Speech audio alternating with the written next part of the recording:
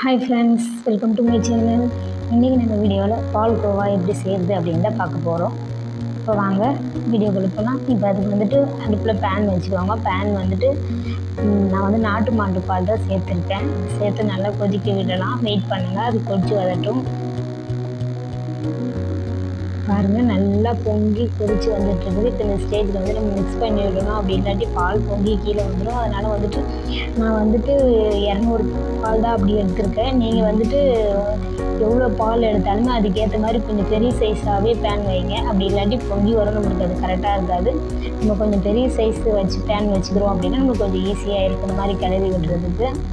அதனால் இந்த மாதிரி கொதிக்க விடுங்க. கொதித்து வரட்டும், வெயிட் பண்ணுங்கள். இடையில இந்த மாதிரி நல்லா மிக்ஸ் பண்ணி விட்டுக்கிட்டே இருங்க. கொதிக்கிட்டோம். நம்மளுக்கு வந்து சின்ன பாத்திரம் அப்படின்னு சொன்னால் நம்மளுக்கு வழிஞ்சு வெளியே வந்துடும். நம்ம கொஞ்சம் பெரிய பேன் நம்ம வச்சுக்கிட்டோம்னா நம்மளுக்கு ஈஸியாக இருக்கும். பாருங்கள், நல்லா கொதிச்சு வருது. இந்த மாதிரி நல்லா கொதிச்சு வந்துடட்டும், வெயிட் பண்ணுங்கள். சைடில் மட்டும் நல்லா கிளறி விட்டுக்கிட்டே இருங்க. என்னக்கா அப்படி சைடில் பூரா பிடிச்சிக்கும் நல்லா அந்த மாதிரி. அதனால நம்ம நல்லா மிக்ஸ் பண்ணி விட்டுக்கலாம்.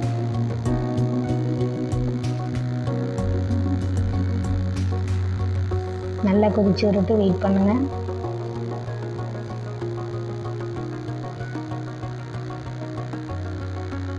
இடையில நம்ம வந்துட்டு மிக்ஸ் பண்ணி விட்டுக்கிட்டே இருக்கணும். அப்படி இல்லாட்டி நான் அதை ஏற்கனவே சொல்லியிருக்கேன், இந்த மாதிரி ஓரத்தில் வந்து படிஞ்சிடும் அப்படின்ட்டு. அதனால் நீங்கள் இடையில வந்துட்டு இந்த மாதிரி மிக்ஸ் பண்ணிக்கிட்டே இருங்க. இப்போ நம்ம இதில் வந்துட்டு சர்க்கரை சேர்த்துக்கலாம். சுகரு சேர்த்து நல்லா மிக்ஸ் பண்ணிக்கலாம். நல்லா மிக்ஸ் பண்ணி விட்டுருங்க. இப்போ இதில் வந்துட்டு நம்ம நெய் சேர்த்துக்கலாம். நெய் சேர்த்து இதையும் மிக்ஸ் பண்ணி விட்டுக்கலாம். நெய் சேர்த்து நல்லா சர்க்கரையும் நெய்யும் சேர்த்தாச்சு. இதை நல்லா மிக்ஸ் பண்ணி விட்டுடுங்க. இடையில வந்து நம்ம இதுக்கப்புறம் தான் நம்ம வந்து கவனமாக பார்க்கணும். ஏன்னா நம்ம வந்து சுகர் சேர்த்துட்டோம், அது சர்க்கரை சேர்த்துருக்கிறதுனால நான் அடி பிடிச்சிரும். அதனால் நம்ம வந்துட்டு இடைவெளி விட்டு நல்லா மிக்ஸ் பண்ணிக்கிட்டே இருக்கணும். இதை வந்துட்டு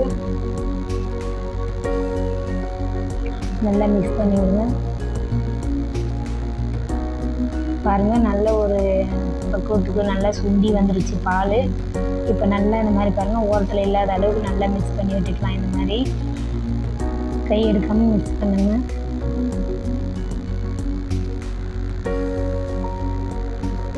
இப்போ இந்த ஸ்டேஜில் வந்துட்டு நான் வந்துட்டு பால் பவுட்ரு மிக்ஸ் பண்ணியிருக்கேன். ஓகேங்களா, பால் பவுட்ரு சேர்த்து நல்லா கிளறி விட்டுக்கோங்க. இப்போ இதில் வந்துட்டு நான் வந்து ஏலக்காய் பவுடர் வந்து மிக்ஸ் பண்ணியிருக்கேன். நீங்கள் தட்டி போட்டாலும் ஓகே, பட் இருந்தாலும் அது நம்மளுக்கு சரியாக இருக்காது. அதனால் பவுட்ரு பண்ணி போட்டிருந்தா ரொம்ப நல்லாயிருக்கும். நல்லா மிக்ஸ் பண்ணி விடுங்க.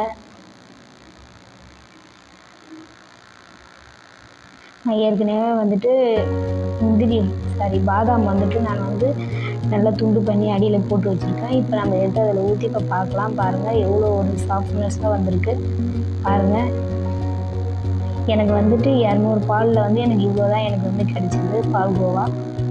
ரொம்பவே நல்லாயிருக்கு. ஓகே ஃப்ரெண்ட்ஸ், இந்த வீடியோ உங்களுக்கு பிடிச்சிருந்தால் லைக் பண்ணுங்கள், ஷேர் பண்ணுங்கள், கமெண்ட் பண்ணுங்கள்.